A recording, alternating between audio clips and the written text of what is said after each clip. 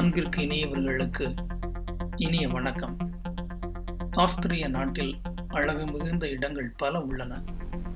அவ்விடங்களை ஒலி வடிவில், அதாவது வீடியோ வடிவில் உங்களுக்கு தருவதில் மிக்க மகிழ்ச்சி. சுமார் 1300 மீட்டர் உயரத்தில் இயற்கை சூழ்ந்த ஆல்பு மலைத்தொடரில் கம்பீரமாக காட்சியளிக்கும் அடைபட்ட அருட்சகோதரிகளின் மடாலயம் ஒன்று அமைந்துள்ளது.